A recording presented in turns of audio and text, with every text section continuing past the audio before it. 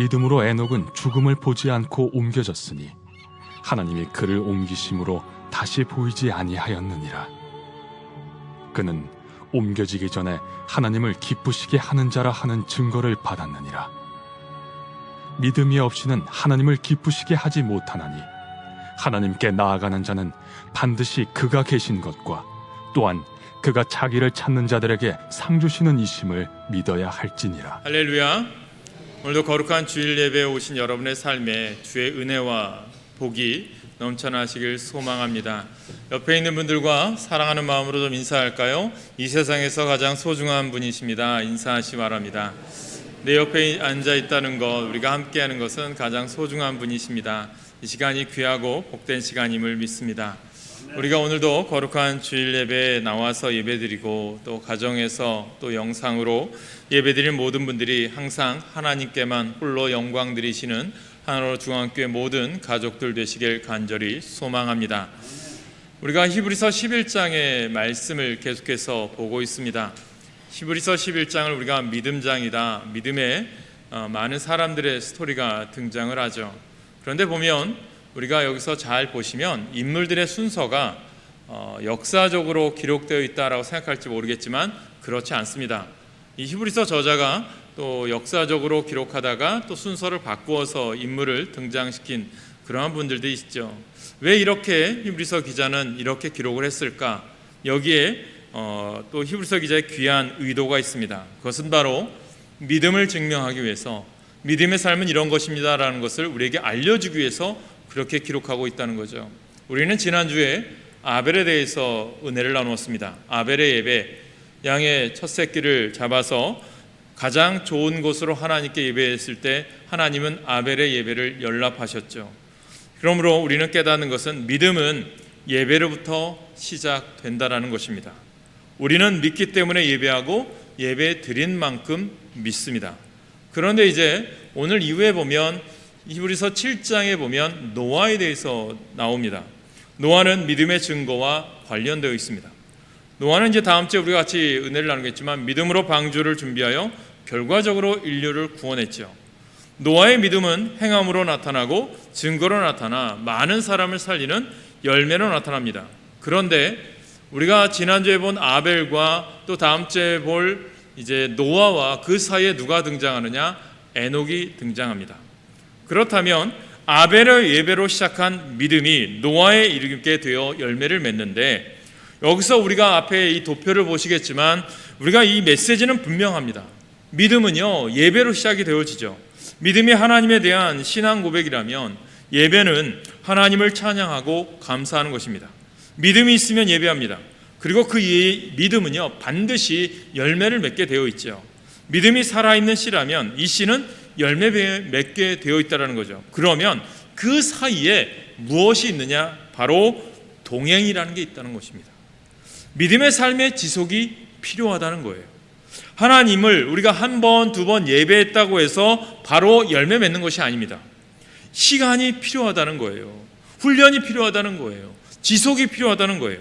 그래서 아벨과 노아 사이에 바로 히브리서 기자는 에녹이라는 사람을 기록하고 있습니다. 우리가 다 아는 것처럼 웬만한 사람들은 다 예배를 드리죠. 누구나 다 열매를 바라며 예배를 드리죠. 그러나 사람들이 간과하기 쉬운 것이 있다면 바로 동행이 있어야 열매가 있다는 거죠. 하나님과 동행하기 위해서는요, 많은 시간과 인내와 훈련이 필요하다는 것입니다. 우리의 믿음 생활에서 동행이 없다면 아무것도 아니라는 거예요. 예배는 동행을 낳고 동행은 열매를 낳는, 이것을 여러분들이 오늘 이 시간에 꼭 기억하시기 바랍니다. 여러분, 보혜사 성령님이 이 땅에 우리에게 오신 것도 우리와 동행해 주기 위해서입니다. 하나님과 동행하는 삶, 그리고 사랑하는 사람과 더불어 동행해 가는 삶, 소중한 동행인데, 오늘 말씀을 통해서 저는 여러분들이 정말 하나님과 동행하는 삶에 대해서 깨닫게 되시길 간절히 소망합니다. 여러분, 우리가 동행한다는 것 매우 중요한 거예요. 우리가 장거리 여행을 간다, 내가 장시간 운전을 한다, 그렇다면 지루하지 않게 가는 방법이 있어요. 무엇일까요? 바로 좋아하는 사람, 사랑하는 사람과 같이 가면요, 뭐 장거리가 단거리 같고요, 1시간이 10분 같아 보일 때가 있어요. 왜 그럴까요? 바로 좋아하기 때문이고 사랑하기 때문이죠. 저는 이 시간이 정말 우리가 주님과 동행하는 이 시간이, 예배하는 시간이 여러분 가운데 하나님과 함께하는 즐거운 시간, 좋은 시간 되시길 간절히 소망합니다. 여러분, 그래서 오늘 우리가 봉독한 이 히브리서 11장의 말씀을 보면 에녹에 대한 이야기인데, 에녹을 상징적으로 말하면 어떤 사람이냐? 하나님과 동행한 사람이다 라고 기록되어 있습니다. 이것이 어디에 기록되어 있느냐면 창세기 5장 22절과 23절에 기록되어 있어요. 그래서 에녹을 이야기할 때 창세기에서는 하나님과 동행하였다, 하나님과 동행한 사람이 에녹이었다라고 기록하고 있습니다. 그래서 성경의 위대한 사람들을 보면 아브라함은 믿음의 사람, 에레미야는 눈물의 선지자다라고 기록되어 있는데, 우리가 아는 것처럼 에녹은 하나님과 동행한 사람이었다는 거죠. 그렇다면 이 시대적 배경을 볼 필요가 있어요. 에녹이 살던 시대가 어떤 시대였길래 이렇게 하나님과 동행할 수 있었을까? 우리가 알다시피 그가 이제 65세 되던 때에 아들을 낳아요. 그 아들의 이름이 무드셀라입니다. 우리가 아는 것처럼 무드셀라 잘 아시죠? 장수한 사람이죠. 성경에서 예전에 코미디 프로그램에서 자기의 아들을 오래 살게 하기 위해서 삼천갑자 동방석 두루미 이렇게 하면서 나중에 무드셀라 이름도 쭉 나열한 것처럼 장수한 아들이에요. 그런데 여러분, 무드셀라 이름의 뜻 아세요? 어떤 뜻인 줄 아십니까? 왜 에녹이 자신의 아들을 이름을 정했을 때 무드셀라라고 지었을까? 그 이름의 뜻이 있습니다. 그 이름의 뜻이 뭐냐면요, 무드셀라가 죽으면 하나님이 이 땅에 심판하신다, 그 뜻을 담고 있어요. 여러분, 이 의미는 무슨 의미냐면, 여러분, 에녹이 살아간 시대는요, 노아 홍수 전 시대입니다. 그러니까 그 시대 사람들, 에녹 시대가 우리가 생각했을 때 형통하고 하나님과 함께하고 평안한 시간이 아니었어요. 노아 홍수 이전의 사람들은 알다시피 그때 사람들을 성경 이렇게 기록해요. 그냥 먹고 마시고 자기들끼리 시집가고 장가가고 육적인 일에만 몰두했던 때다라고 이야기합니다. 그런 시대에 에녹은 어떻게 살았느냐? 자신의 아들의 이름을 무드셀라라고 지은 것은 이스라엘 백성들이요, 우리가 회개해야 됩니다. 하나님이 이 땅에 심판을 약속하셨는데 심판이 오기 전까지, 어떻게 보면 무드셀라를 장수시킨 이유도 하나님께서는 이스라엘 백성들의 회개를 기다린 그 장시간의 시간일 수도 있겠죠. 회개해야 됩니다라는 것을 끊임없이 선포했던 사람, 하나님을 경외하며 하나님과 동행했던 삶을 살았던 사람이에요. 어떻게 이렇게 살았느냐? 나라는 혼탁하고 어떻게 보면 사람들은 세상 일에 바쁜 상황 속에서도 어떻게 에녹은 이렇게 하나님을 경외하고 동행한 삶을 살 수 있었을까? 저는 이것을 오늘 여러분들이 오늘 본문을 통해서, 에녹을 통해서 여러분들이 배웠으면 좋겠어요. 그래서 우리가 이 코로나 시대에 여러분들 삶이 어렵고 힘들 수도 있어요. 분명히 여러분들이 정말 우리가 왜 모여야 되고 교제해야 되고 이것들 못하는데, 이런 시대에 우리가 어떻게 살아가야 되는가? 저는 오늘 에녹을 통해서 그 삶의 비결을 여러분들이 깨달으셨으면 좋겠어요. 그래서 여러분들의 인생이 하나님과 동행한 인생이다, 하나님과 함께한 인생이다 라고 인정받기를 간절히 축원합니다. 그러니까 에녹의 삶을 한마디로 보면 하나님과 동행한 삶을 살았는데, 오늘 우리 교회 성도들이 그러한 동행한 삶을 살기 위해서는 어떻게 해야 되느냐? 오늘 그 비결을 배울 텐데, 첫째는요, 하나님을 기쁘시게 하는 삶을 사십시오. 하나님과 동행하는 사람의 특징은 바로 하나님을 기쁘시게 했다는 거예요. 그래서 히브리서 기자는요, 오늘 5절에서 무엇을 말합니까?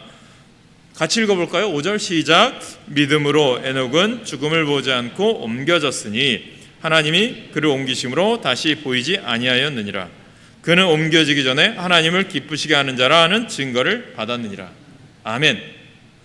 사람이 살아가면서 인생의 최고의 목표는 하나님을 즐거워하고 하나님을 영화롭게 하는 데 있습니다.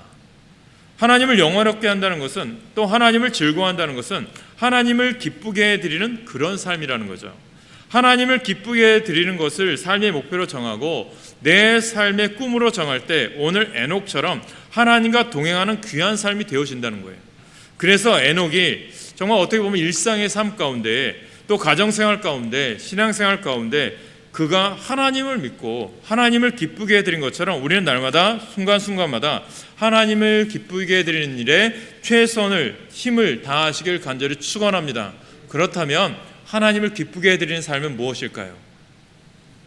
처음입니다. 첫째는 하나님을 굳게 믿으십시오. 그리고 하나님이 나에게 원하시는 뜻이 있습니다. 그 뜻을 내 삶 속에서 이루어가는 거예요. 여러분, 요한복음에 보면 영접하는 자 곧 그 이름을 믿는 자들마다 하나님의 자녀가 되는 권세를 주셨으니 라고 말씀해 주고 있습니다. 예를 들어서 오늘 예배 드리는 주일인데 우리가 어떻게 하나님을 기쁘게 드릴 수 있을까, 이것을 깨닫는 거예요. 그래서 예배 드리는 날 예배 드리는 것이 하나님, 오늘 하나님이 기뻐하시는 일이지, 이것을 택한다는 거죠. 오늘 우리가 선택의 순간에서, 갈등의 순간에서 이게 하나님이 좋아하시는 거고 이것은 하나님 싫어하시는 거지, 그것을 분별할 줄 아셔야 된다는 거예요. 또 예를 들면 요즘 우리가 코로나 때문에 가정에서도 예배를 드리는 분들도 계신데, 가정에서 영상 예배를 드리는 분들이 있다면 영상 예배를 가족들과 함께 정성 들여 다해서 하나님께 예배 드리셔야 된다는 거예요. 그것으로 또한 만족하는 것이 아니라, 여러분 기도하실 때도 빨리 내가 성전에 나가서, 교회에 나가서 예배 드릴 수 있는 날이 빨리 와야지, 내가 주회전에 와서 봉사하고 헌신할 수 있는 때가 빨리 와야지, 그 사모하는 마음이 여러분 가운데 있으라는 거예요. 그래서 코로나19가 빨리 종식되면 정말 우리가 비대면 영상 예배가 아니라 하나님 집에 나아가야지, 성전으로 나아가야지, 그런 사모하는 마음을 가지고 가정에서 영상 예배를 드리는 마음이 여러분 가운데 있길 간절히 소망합니다. 그런 마음이 있으시라는 거예요. 그래서 6절에서도 하나님 앞에 히브리서 기자가 이야기하죠. 하나님께 나아가는 자가 되어야 복된 삶을 누릴 수 있다는 거예요. 그래서 우리가 영상 예배로 드리는 것으로 만족하지 않고 하나님 집에 가야지, 내가 하나님의 집으로 나가서 하나님을 만나야지, 그러면서 우리가 마음을 다하고 뜻을 다하고 목숨을 다해서 힘을 다해서 하나님을 사랑하고 하나님께 예배 드리는 예배자의 삶을 통해 하나님을 기쁘시게 하는 거예요. 그러면 또 기뻐하시는 일이 무엇일까? 내가 말씀을 읽어요. 성경을 가까이 합니다. 그러다 보면 주님이 이 땅에 오신 목적이 무엇일까? 주님이 나를 이 땅에, 또 우리 가정에, 나의 일터나 사업장에 보내신 이유가 무엇일까? 이것을 깨달았다면 무엇입니까? 주님이 이 땅에 오신 목적이 뭐예요? 잃어버린 어린 양 하나를 찾기 위해서, 구원하시기 위해서 이 땅에 오셨구나. 그러면 나도 주님이 하신 일 분명히 나에게 주셨는데, 나를 이 땅에 보내셨는데, 나도 한 영혼을 구원하기 위해서 최선을 다해야지, 이웃을 구원해야지, 믿지 않은 사람들을 복음 전해야지, 그 마음을 내가 품어요. 그래서 내가 전도하는 사명을 감당하는 겁니다. 그게 하나님이 원하시는 것이구나. 그래서 하나님을 기쁘게 하는 일을 찾아서 한다는 거예요. 그래서 순간순간 이것이 하나님이 기뻐하시는 일이구나, 기뻐하지 않는 일이다 라는 것을 분별하여 하나님이 원하는 길을 선택하라는 거예요. 그래서 하나님은 말씀을 통해서 그래서 우리에게 가르쳐 주시기도 하고, 또 우리의 양심을 통해서 깨닫게 해주신다는 거예요. 그래서 늘 하나님이 기뻐하는 삶을 따라서 나아갈 때, 오늘 에녹이 하나님과 동행하신 것처럼 여러분의 삶도 하나님과 동행하고 하나님을 기쁘게 하는 삶을 사시길 간절히 소망합니다. 할렐루야. 우리 교회 모든 성도들이 그런 삶을 살 때 분명히 하나님의 상급과 복이 임할 줄 믿습니다. 두 번째로 하나님과 동행한 에녹은요, 믿음으로 사는 사람이에요. 믿음으로. 11장을 가리켜 믿음장이라고 하는데, 우리가 처음 시작 믿음으로 에녹은 이라고 시작하잖아요. 믿음이 없이는 하나님을 기쁘시게 하지 못하나니, 그래서 에녹의 삶을 통해서 정말로 믿음을 통해서만 하나님을 기쁘시게 할 수 있구나, 믿음으로 살아가야 되겠구나 하는, 하나님을 믿는 믿음으로, 말씀을 믿는 믿음으로 살아야 되겠구나라는 것을 결심하시라는 거예요. 그래서 히브리서 11장 6절 말씀에 보면 이렇게 말씀하죠. 믿음이 없이는 하나님을 기쁘시게 하지 못하나니 하나님께 나아가는 자는 반드시 그가 계신 것과 또한 그가 자기를 찾는 자들에게 상 주시는 이심을 믿어야 할지니라. 아멘. 여러분, 믿음으로 산다라고 하는 것이 무엇일까? 주님을 의지하는 거죠. 신뢰하는 거예요. 그런데 믿음으로 산다는 게 사실 어려울 때가 많아요. 왜냐하면 우리가 사는 세상은 불신앙이에요. 불신앙. 서로가 믿지 못해요. 신뢰하지 못해요.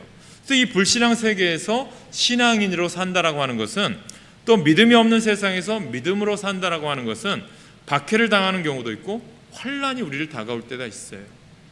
여러분, 우리가 믿음의 사람들이 정말로 내가 말씀대로 또 믿음대로 살려고 하면 세상에서 얼마나 많은 핍박을 당하는지 몰라요. 때로는 손해도 많이 보아요. 말씀대로 예배 생활을 하고 말씀대로 기도 생활을 하려고 하고, 또 그리고 세상 것들을 끊어버리고 살려고 하면 이상하게 세상 사람들 우리를 왕따시키려고 하죠. 많은 그리스도인들이 때로는 믿음 때문에 취업에 불이익을 당하기도 해요. 또 억울하게 고난당하기도 해요. 진급에 불이익을 당하기도 하고 사업에 불이익을 당하는 경우도 있을 수 있어요. 세상 친구들이 왕따를 시키고 놀림감으로 삼는 그런 경우들도 있어요. 험악한 말로 핍박을 하는 그런 경우들도 있어요. 그러나 믿음으로 살아가는 성도의 삶은 하나님을 기쁘시게 할 뿐만 아니라 결국은 승리하게 되어 있어요. 그래서 왕따라는 말이 세상 사람들에게는 버림받은 말일 수도 있겠지만, 무시당하는 것처럼 느껴질 수도 있겠지만, 영적으로 이것을 왕따를 해석해 보시면 그렇게 생각해 보세요. 이렇게 해석해 보시는 것도 중요한 것 같아요. 뭐냐면 왕이신 예수님을 따르는 사람, 그것이 왕따라고 생각해 보세요. 나는 나의 왕이시고 나의 주인이신 주님을 따르는 사람이야. 세상 사람들이 뭐라고 해도 나는 주님만 따르며 믿음 생활할 거야. 그 결심으로 나가시기 바랍니다. 그래서 우리는 세상에서 왕따를 당해도 괜찮은 겁니다. 왕따는 좋은 것입니다. 그러나 여러분, 세상에서 우리가 왕따를 당하고 멸시를 당하고 무시를 당하지만 왕이신 예수님을 따라가는 그런 왕따가 되면 하나님이 인정해 주시고 하늘의 상급으로 채워주실 줄 믿으시길 축원합니다. 그래서 세 번째, 하나님과 동행하게 되면 상급이 있어요. 6절 말씀에 말씀하지 않습니까? 하나님은 자기를 찾는 자들에게 상 주시는 이심을 믿어야 할지니라. 할렐루야. 그렇습니다. 오늘 에녹의 삶 속에 믿음을 가질 때 두 가지를 전제하고 있어요. 하나님이 계신 것, 여러분, 하나님이 이곳에 함께 하심을 믿으시기 바랍니다. 하나님은 무소부지의 하나님이세요. 코람데오의 삶을 살아가는 거예요. 어디에서든지 하나님이 계시는 걸 명심하십시오. 가정에서, 일터에서, 사업장에서, 내가 운전할 때도, 내가 일할 때도 주님은 나와 함께 하십니다. 그런데 우리가 영적으로 깨어있지 못하니까, 둔하니까 모르는 거예요. 주님 오늘도 우리 가운데 말씀하셔요. 그 말씀은 사람을 통해서든 또 환경을 통해서든 이웃을 통해서든 주님은 나에게 말씀하시는데, 내가 그것을 들을 귀가 열리지 않으면, 내가 집중하지 않으면 듣지 못한다는 거예요. 그러니까 오늘도 내가 주님이 나와 함께 하신다는 것을 들었다면 입으로 시인하셔요. 아, 오늘 주님이 나와 함께 하셔. 입술로 계속 되뇌으셔도 됩니다. 반복하셔도 좋아요. 그러면 주님이 여러분 가운데 분명히 함께 하시는 것을 경험할 때가 있어요. 여러분이 가정의 골방에 있을 때도 하나님은 함께 하시고요, 또 여러분이 박해를 당하고 핍박을 당하는 그 순간에도 하나님이 함께 하시는 거예요.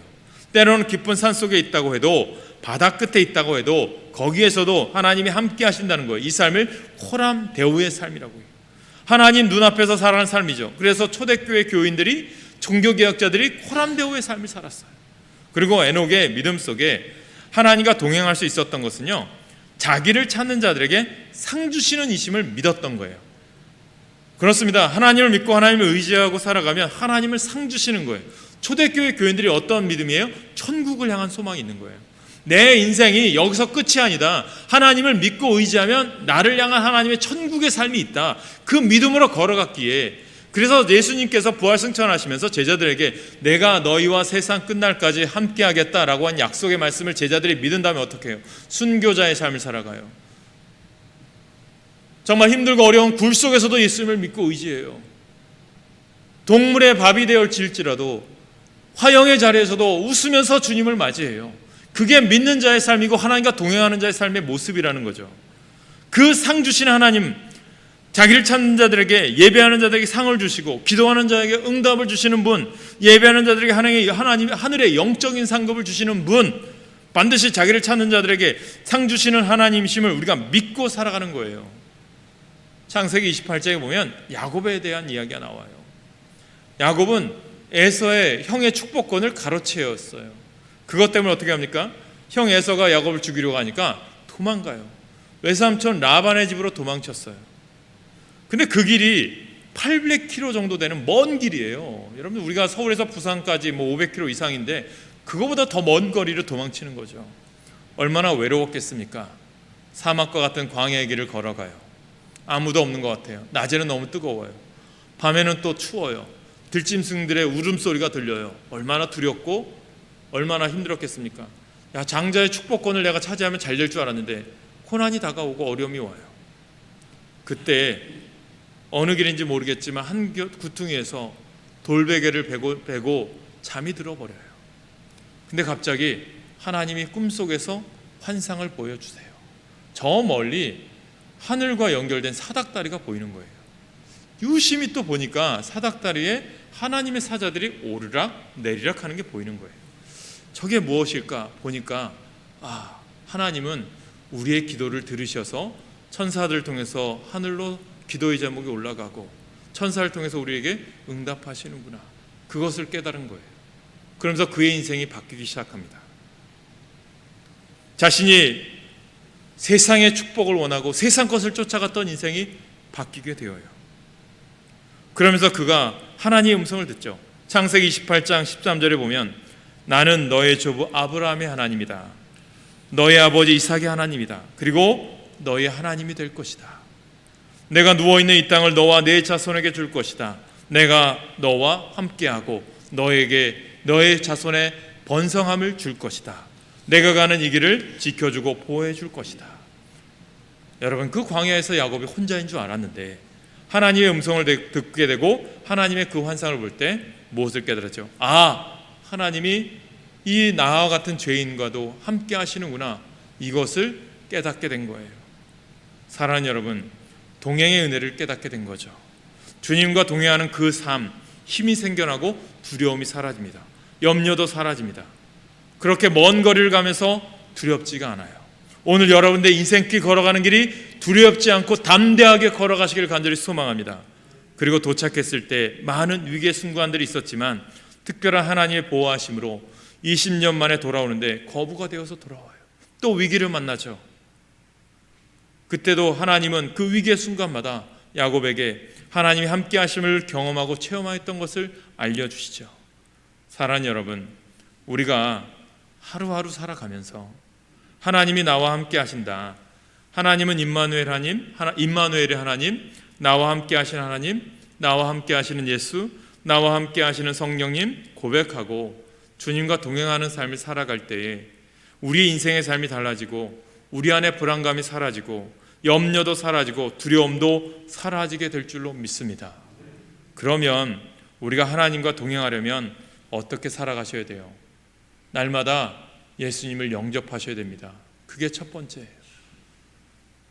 요한복음에 말씀드렸죠. 영접하는 자 곧 그 이름을 믿는 자마다 하나님의 자녀가 되는 권세를 주셨다라고 말씀을 드렸어요. 하나님의 자녀가 되는 그 순간부터 하나님은 우리와 동행해 주시기를 원하세요. 지금도 여러분과 함께 하시는 거예요. 하나님의 자녀가 되는 순간 함께 하시는 거예요. 그런데 하나님이 나와 동행해 주시고 우리가 주님의 손을 붙잡고 동행하는 삶을 살기 원한다면 우리는 예수님을 모셔드릴 뿐만 아니라 그 예수님을 늘 의지해야 하고 믿고 바라보아야 돼요. 그래서 항상 주님 나와 함께 하십니다. 나의 주 되십니다.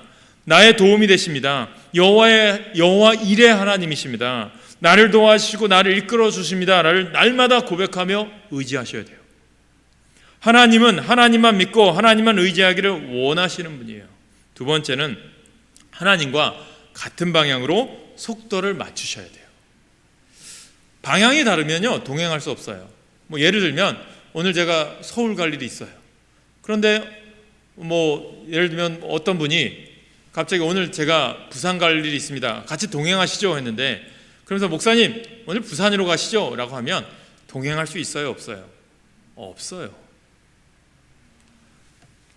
방향이 어떠해야 돼요? 같아야 됩니다. 그 방향이 같을 때 동행이 이루어지는 것입니다.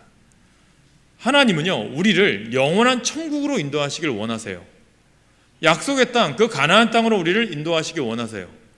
그래서 우리 또한 그 방향에 맞춰서 천국을 향해서 우리 인생을 조정해서 가야지, 지옥을 향해서 가려고 한다면 방향이 틀리기 때문에 하나님이 우리와 동행할 수 없는 거예요. 그래서 신앙생활 하면서 끊임없이 내가 순종의 길을 걸어가려고 하면 갈등하게 되어 있어요.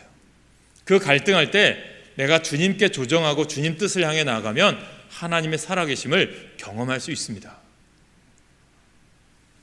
하나님은 우리에게 깨닫습니다. 또 방향도 같아야 되고 또 보조도 같아야 됩니다. 맞춰야 된다는 거예요. 여러분, 어떤 분이 교통사고를 당했는데 병원에서 치료하면서 하나님께 늘 기도했다고 합니다. 하나님, 내 인생 속에서 왜 이렇게 교통사고, 접촉사고들이 자주 생겨요? 하나님 제게 좀 말씀해 주세요 라고 기도했는데 어느 날 하나님이 그런 음성을 들려주셨대요. 어떤 음성이냐면 과속하지 말아라. 과속하다 사고 났는데 하나님 제 인생에 사고 치지 않게 해주십시오 그랬더니 과속하지 말라. 늘 과속하지 말라는 그 말을 깊이 생각해 보았대요. 그 뜻이 무엇일까라고 그랬더니 하나님과 보조를 맞추라라는 뜻이었다는 거예요. 내 생각대로 내 방법대로 막 앞서가려고 하지 말고 내 뜻대로 결정하지 말고 하나님 내 뜻대로 따라오십시오. 제가 먼저 가겠습니다. 그렇게 하지 말고 속도를 맞추어서 하나님이 원하는 방향으로 내 삶을 맞춰 가야 동행하신다는 것입니다. 하나님은 우리와 동행하기 원하시는데 하나님의 뜻대로 방향을 맞춰 나가는 거예요. 그리고 하나님이 정해놓으신 타이밍, 시간이 있습니다. 하나님의 때를 분별하게 해달라고 기도하면서 내 생각대로 내 방법대로 앞서가지 말고 앞서가다 보면 돌아가는 경우가 많은 거예요. 앞서가다 보면 사고가 나는 경우가 많은 거예요. 보조를 맞추는 거예요. 그러니까 여행 갈 때 어떨까요? 패키지 여행을 가면 꼭 현지에 도착하면 가이드가 앞에 나와 있잖아요. 그러면 그 여행을 구경하다가 야, 더 많은 거 구경해야지. 그럼 내가 가이드보다 앞서가서 막 이렇게 구경하다 보면 가이드 잊어버리면요, 가이드 찾다가 관광 못합니다. 어떻게 해야 돼요? 가이드와 같이 가는 게 가장 좋은 것 보고 설명도 잘 들고 잘 볼 수 있는 거예요. 이 말은 우리가 주님과 함께해야 올바른 믿음의 길을 걸어갈 수 있다는 것입니다. 사랑하는 여러분, 하나님과의 관계에서도 방향을 하나님이 원하시는 방향대로 가야 하는 거예요. 하나님과 속도를 맞춰 가야 되는 겁니다. 할렐루야. 오늘 이 말씀을 통해서 그러한 하나님과 조정하는 시간 가져보세요. 세 번째, 자주 만나셔야 돼요. 자주.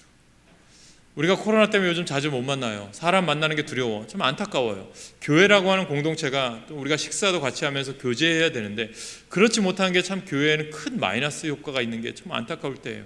그런데 저는 분명히 이 시기 지나면 더 깊은 교제와 더 깊은 만남의 세계로 주님이 인도하실 줄 믿어요.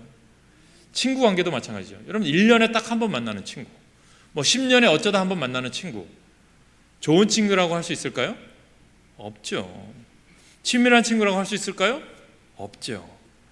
내가 부르면 언제라도 달려올 수 있는 친구, 또 그 친구가 나를 부르면 언제라도 달려가야만, 늘 가까이 있어야만, 자주 만나야만 좋은 친구가 되듯이 하나님과의 동행은요, 바로 하나님을 늘 가까이 하는 것입니다. 그래서 우리가 힘써 하나님을 가까이 해야 돼요. 우리가 어떻게 하나님과 가까이 해야 될까요? 예배 시간이 되었다면, 주일이 되었다면, 예배 시간 돌아오는구나, 사모하는 마음으로 벌써 이렇게 주일이 돌아왔구나, 감사합니다 하면서 주일을 사모하고 예배를 사모하고 교회 나가셔야죠. 또 아침에 일찍 일어났어요. 새벽 시간이에요. 새벽 기도 시간이네. 내가 기도의 자리에 나아가야지. 기도의 자리에 나가서 하나님과 친밀한 교제, 영적인 교제 나아가야지. 그러면 하나님을 가까이 하는 거예요. 그러면서 가까이 하면 할수록 복이 되는 분은 복이 우리에게 주시는 분은 하나님이시고 우리에게 복이 될 줄 믿습니다. 특별히 하나님을 가까이 하는 우리 하나로 중 함께 모든 성도들 되시길 간절히 축원합니다. 그래서 자주 만나야 돼요. 주님은 여러분 자주 만나기 원하시는 거예요. 네 번째, 오늘의 결론과 같은 거예요. 에녹의 삶처럼 하나님을 기쁘시게 하는 거죠. 시편 37편 4절 말씀을 볼까요? 같이 읽겠습니다. 시작. 여호와를 기뻐하라. 그리하면 그가 내 마음의 소원을 이루어 주시리라. 아멘. 여러분 어떨 것 같습니까? 좋아하는 사람이 있다, 아니면 아내나 남편을 좋아하고 싶다, 사랑한다, 그러면 어떨 것 같아요? 아마 그 사람이 좋아하는 것을 엄청 찾아서 할 거예요. 그 사람이 어떤 물건 좋아하지, 어떤 음식 좋아하지, 어떤 거 좋아하지, 이런 걸 다 찾을 거 아닙니까? 그렇잖아요. 그러면 중요한 것이 있다면 여러분들은 하나님이 좋아하시는 것을 날마다 찾고 계신가요? 에녹은 타락의 시대에 타협하지 않고 하나님이 좋아하시는 것을 찾아서 살았다라는 거예요. 하나님이 기뻐하신 거죠. 예를 들면 여러분의 자녀가 부모님이 시키지 않았는데도 알아서 일을 척척해요. 공부도 알아서 하고, 아침에 깨우지 않는데도 척척 일어나고, 예습 복습 아니면 자기가 할 일, 또 칭찬도 듣고, 이런 일을 알아서 한다고 생각해 보세요. 그럼 아마 우리 부모님은 아마 있는 거 다 주고 싶을 거요. 간슬게 빼서 다 주고 싶을 거예요. 그런 부모님인데 하물며 우리의 아버지이신 하나님은 어떠실 것 같습니까? 하나님 말씀 읽더니, 예배 드리더니, 야, 교회 나와서 봉사도 하고 헌신도 하고 내가 있어야 될 자리를 지키고, 정말 힘들고 어려운 상황 같은데도 주님을 향한 믿음을 지키고 예배하고 기도하는 모습을 보일 때 주님의 마음이 어떻겠습니까? 부모님의 마음과 같은 거예요. 우리가 하나님을 기뻐하는 것입니다. 하나님을 즐거워하고, 하나님을 좋아하고, 하나님을 기뻐하고, 그리고 하나님이 기뻐하는 일을 행하면 하나님이 우리 마음의 소원을 이루어 주실 줄로 믿습니다. 사람은 누구나 다 마음의 소원이 있어요. 여러분, 우리의 삶을 통해서 날마다 하나님을 기쁘게 해드리고 예배드리고, 정말 우리들이 어려운 환경이지만 우리가 힘을 다해서 하나님을 섬기기로 작정을 하면, 내가 예배하고 성전을 가까이 하고 교회를 가까이 해야 되겠다라고 하면 하나님 분명히 여러분 가운데 복 주십니다. 비대면 예배 상황이라도 나는 그런 결심도 해보세요. 나는 내가 주일에 몸이 연약하고 또 질병이 있어서 예배를 못 드리는 상황, 내가 이렇게 온라인으로 예배 드리는 상황이랄지라도 내가 일주일에 한 번은 교회 가서 하나님과 만나는 시간 만들어야 되겠다. 하루에 한 번씩은 교회 가서 기도해야지, 여러 사람이 모이지 못한다 할지라도 혼자라도 나와서 기도할 수 있고, 교회를 가까이 하는 것이 하나님을 가까이 하는 것이고, 여러분, 기도의 자리에 나가는 것이 하나님을 가까이 하는 것을 믿으십시오. 할렐루야. 그럴 때 하나님 여러분 가운데 놀라운 역사하실 거예요. 그리고 우리가 하나님과 동행하는 것은 말씀을 가까이 하셔야 됩니다. 말씀을 통해서 우리가 하나님의 음성 듣기가 되는 거예요. 말씀을 통해서 하나님의 뜻을 깨닫게 되는 거예요. 우리는 말씀에 순종하는 삶을 통해 하나님께 순종하는 거예요. 이 말씀을 더 깊이 생각하면서 나는 주 안에 거하는 삶이다. 그리스도 안에서 새로운 피조물이 된 사람이다. 이제는 날마다 주님과 동행함으로 승리하리라. 우리 안에 주님과 동행할 때 여러분, 우리 앞에 사탄 마귀 다 도망치게 될 줄로 믿습니다. 병마들도 다 떠나게 될 줄로 믿습니다. 어두운 터널도 주님과 손잡고 가면 우리는 넉넉히 승리하게 될 줄로 믿습니다. 이 축복이 오늘 거룩한 주일 예배드린 여러분 삶 가운데 함께하고 날마다 주님과 동행하는 믿음의 삶을 살아가는 주의 백성 되시길 간절히 축원합니다. 기도하겠습니다.